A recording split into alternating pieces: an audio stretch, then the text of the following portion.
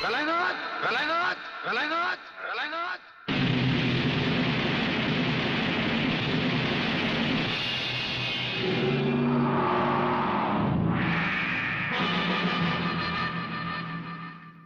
मेरे दरवाजे पे कुत्तों को भौंकने की इजाजत नहीं है। ये शेर की दहाड़ है। अगर नहीं सुनी तो आके फाड़ कर नीचे देख।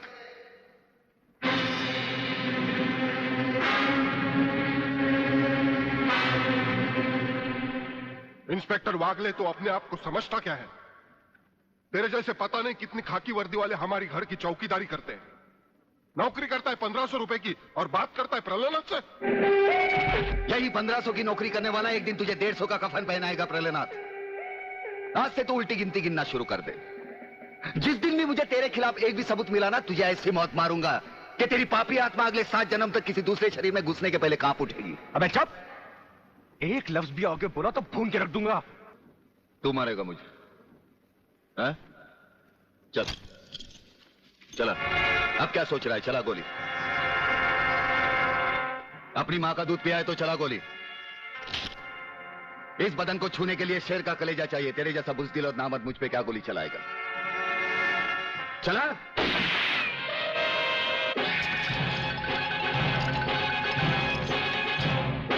पुलिस अफसर पर गोली चलाने के जुर्म में मैं तुझे गिरफ्तार करता हूं। प्रलयनाथ जरा भी हिले तो इसकी खोपड़ी खोल दूंगा।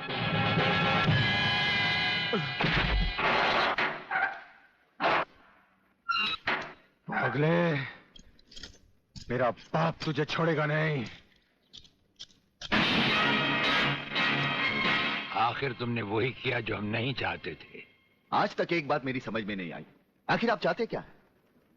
क्या आप ये चाहते हैं कि एक के बाद एक की मौत होती रहे और हम चुपचाप देखते रहें? पहले डॉक्टर गुप्ता की मौत हो गई, फिर अली मारा गया। आज इस प्रलयनाथ के पिल्ले ने मुझ पर गोली चलाई। ये देखिए, अगर मैंने बुलेट प्रूफ जैकेट नहीं पहनी होती तो मरने वालों की लिस्ट में मेरा भी नाम जुड़ जाता।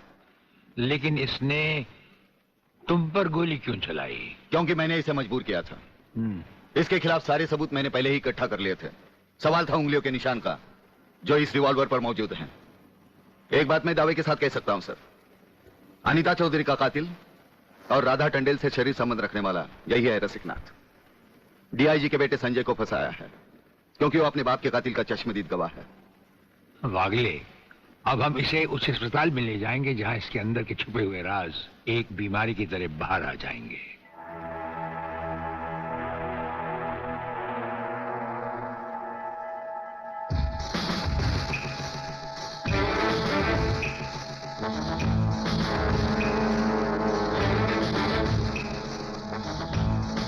जो दुश्मन यहां बांधा गया, समझो उसकी अर्थी उठ गई। हमारा ये हथियार आग उगलता है।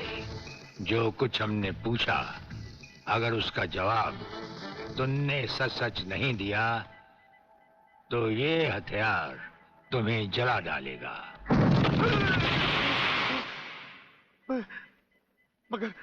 मगर आप चाहते क्या है? प्रलयनाथ गिरना स्वामी तुम्हारा बाप है। हाँ जी, हाँ जी। और अब वही इस देश को खत्म करने की तैयारियां कर रहा है। हाँ जी, बिल्कुल। हाँ, मुझे माफ कर दो, मुझे जाने दो। नहीं, मैं बताता हूँ, मैं सब बताता हूँ। मेरे बाप का अगला प्लान क्या है? मुझे छोड़ दो। हाँ, मुझे मेरे बाप से कोई लेना नहीं है। मैं तो उसको जानता भी नहीं हूँ। मेरे बाप का अगला प्लान है कि प्रोफेसर खुराना को किडनैप करने वाला है। फ्रेंड्स, मिसाइल की सबसे इंपॉर्टेंट चीज है ये, इसे मिसाइल फ्यूज कंडक्टर कहते हैं।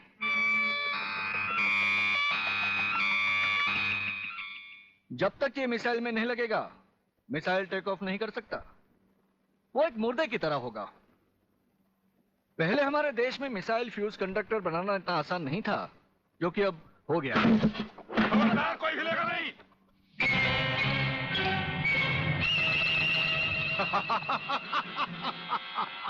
कौन हो तुम? सवाल मत करो, सिर्फ काम की बात सुनो। तुम्हें ये फ्यूज कंडक्टर लेके हमारे साथ चलना होगा प्रोफेसर, वरना तुम्हारे सिक्योरिटी गार्ड्स के साथ साथ हिंदुस्तान का ये रिसर्च सेंटर तुम सभी साइंटिस्टों का कब्रिस्तान बन जाएगा। मैं किसी भी हालत में तुम्हारे साथ नहीं चल सकता, चाहे अंजाम कुछ भी हो। ठीक है, तो अंजाम देखो।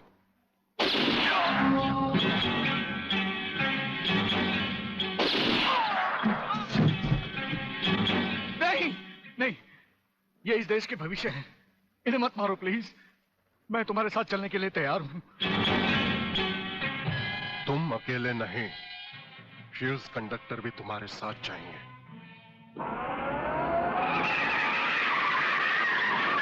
रुको डैडी, डैडी रुको। डैडी, ये बहुत खतरनाक लोग हैं, मुझे बचा लो डैडी, जल्दी जल्दी जल्दी।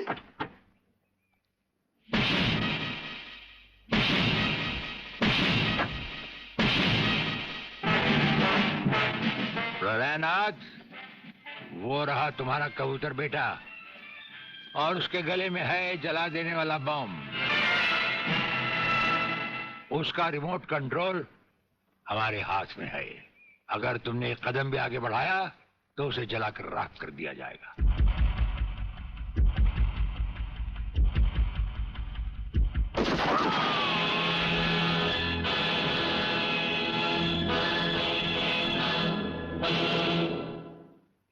काफी हो गया, ये तमाशा बंद करो प्रलयनाथ। हाँ डैडी, आप वो ही करिए जो ये कहते हैं, वरना ये लोग बहुत खतरनाक लोग हैं, मुझे मार डालेंगे। क्या चाहते हो तुम? क्या मजेदार सवाल किया है तुमने, समझे नहीं। प्रोफेसर खुराना को वापस करो और अपने इस कबूतर बेटे को यहां से लेकर रफू चक्कर हो जाओ।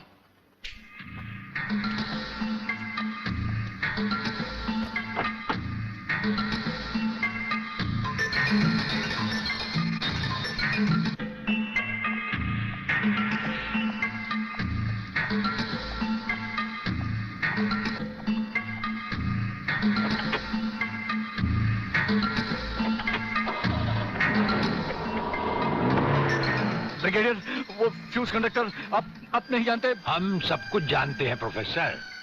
उसकी गाड़ी में हमारा ट्रांसमीटर लगाया जा चुका है। वो जो कुछ भी कहेगा, जो कुछ भी करेगा, जहां कहीं भी जाएगा, उसकी हर एक मूवमेंट की खबर हमें मिलती रहेगी।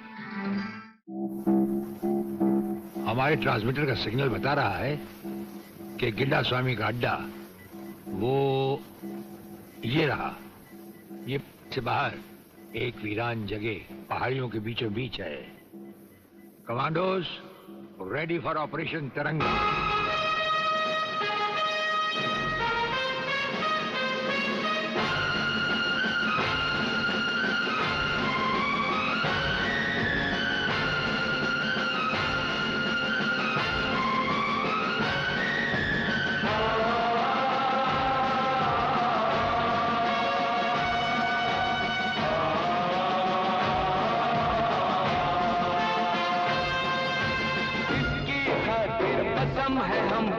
अपना शीश कटा देंगे, अपना शीश कटा देंगे।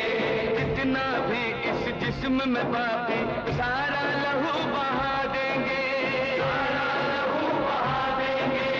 इसकी खातिर जो ठानेंगे वो करके दिखला देंगे।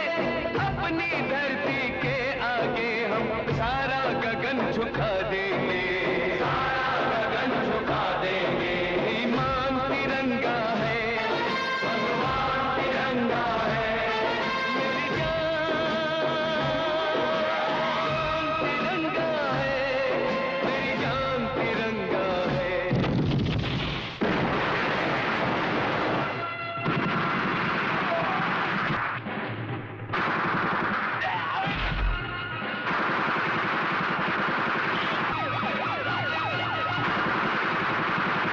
Underground guards ready for attack.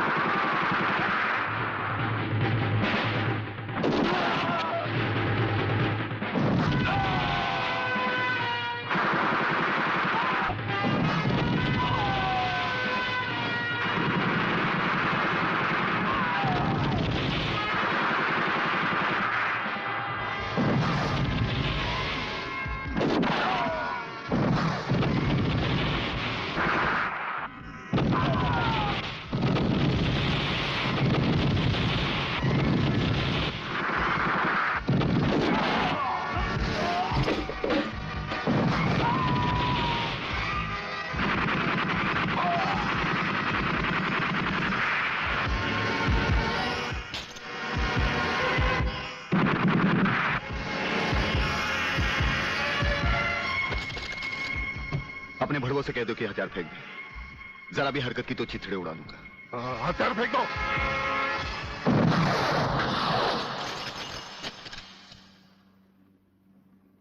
हम तो समझे थे कि तुम जंगबाजों की तरह जंग लड़ोगे, लेकिन तुम तो एक घटिया किस्म के भगौड़े प्यादे निकले। अधूरे में ही हथियार डाल दिए। प्रलयनाथ कभी कोई जंग अधूरी नहीं लड़ता ब्रिगेडियर। देखना चाहते हो तो देखो।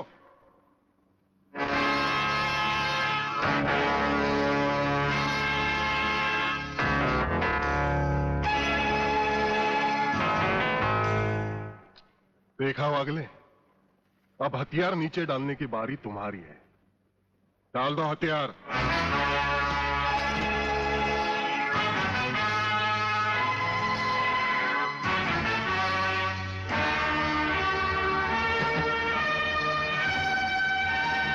ब्रिगेडियर, हथियार नीचे डाल दो।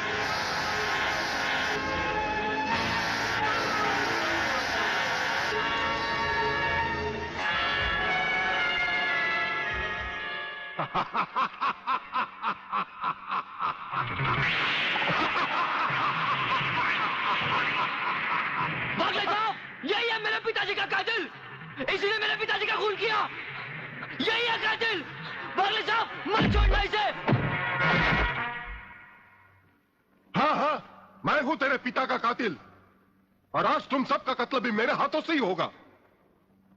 वागले, तुम्हारी गर्मी को ठंडा करने का सामान भी मैं साथ लाया हूं। वो देखो।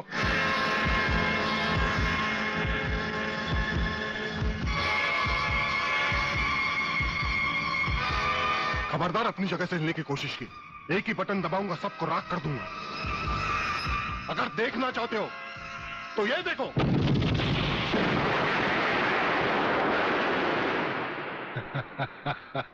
देखा ब्रिगेडियर, मेरी जंग की शुरुआत, और इसकी इंतहा होगी तुम्हारी बर्बादी और हिंदुस्तान का खात्मा।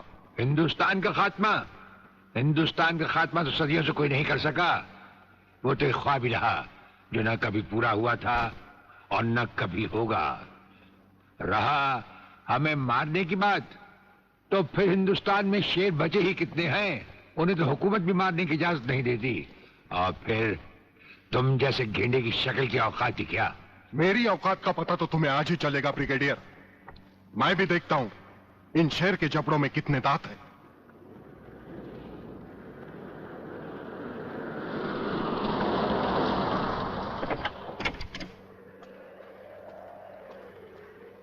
नमस्कार शिवाजीराव वागले। आओ आओ हिजड़े की औलाद आओ, तेरी ही कमी थी। जब तक हमारे देश के हिस्से में तेरे जैसे मंत्री आएंगे ना, हमारे देश का इसी तरह कल्याण होता रहेगा। नमस्ते। वाह प्रलयनाथ जी वाह, क्या खूब मिलाई है इन दो देशभक्तों की जोड़ी, जो आज देश के नाम पर एक साथ शहीद हो जाएंगे। कई शहीद होते आए हैं और कई शहीद होते रहेंगे अपनी धरती माँ को बचाने के लिए।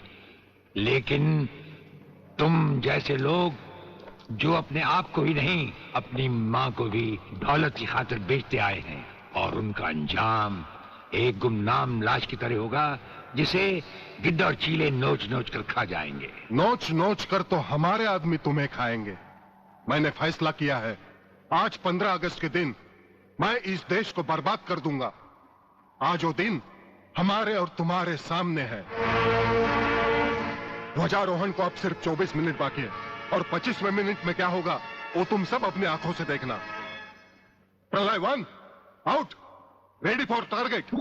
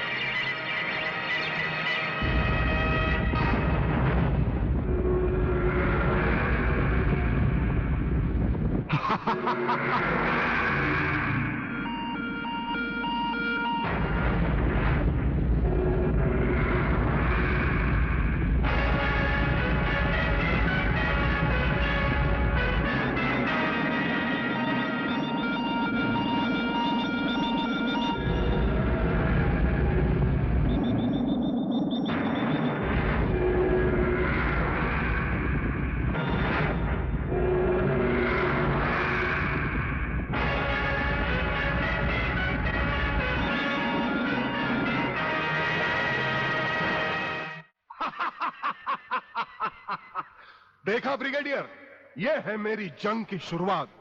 अब तुम सबके सामने ये मेरे तीनों मिसाइल्स ईस्ट, वेस्ट और नॉर्थ कमांड को खत्म करेंगे और हिंदुस्तान पर विदेशी हुकूमत का झंडा लहराएगा।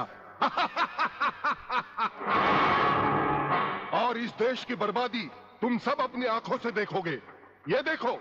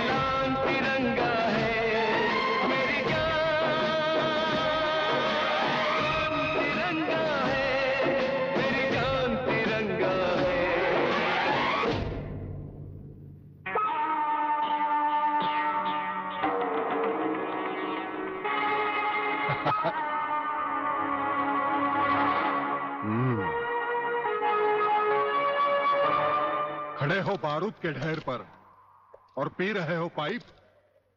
तुम्हारे जलवे में कोई कमी नहीं आई ब्रिगेडियर। तुम दोनों में से कोई भी अपनी जगह से हिला तो दोनों कैबिन रिमोट कंट्रोल से उड़ा दूंगा। खबरदार, हिलोने भून कर रख दूंगा।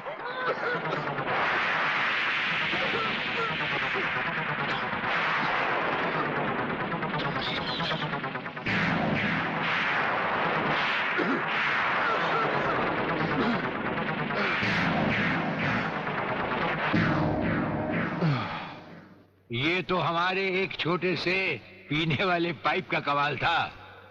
अगर कहीं भूले से हमारे इस रुमाल को हाथ लगा बैठते तो जलकर राख हो जाते गेंडा स्वामी। जलकर राख कौन होगा, इस बात का पता तुम्हें अभी चल जाएगा ब्रिगेडियर। प्रलय 1 स्टार्ट।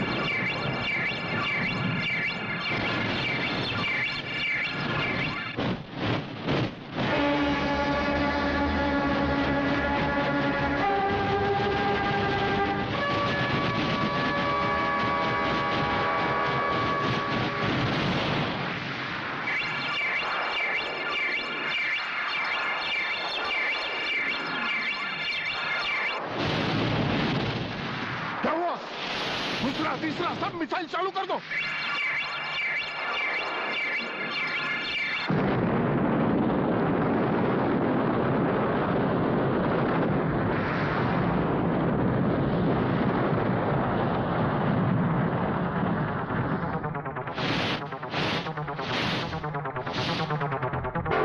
प्रलयनाथ जी, मैं पूरी कोशिश कर रहा हूँ, लेकिन पता नहीं क्यों एक भी मिसाइल टेक ऑफ नहीं हो रहा। गार्ड्स, इसका टेक ऑफ कर दो।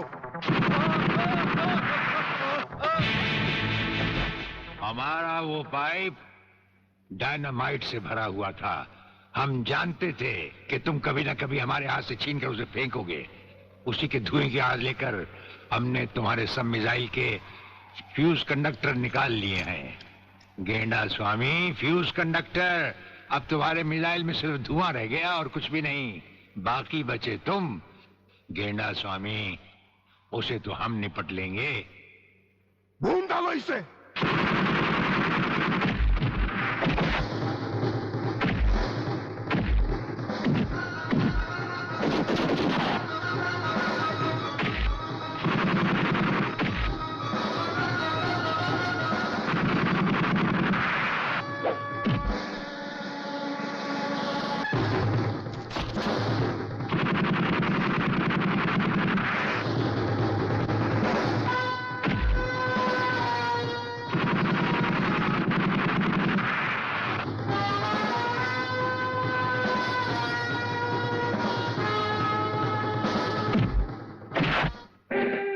मैं शिवाजीराव बागले, मराठा मरता है या मारता है। याद है मैंने तुझे एक दिन कहा था, यही 1500 की नौकरी करने वाला एक दिन तुझे 150 का कफन पहनाएगा।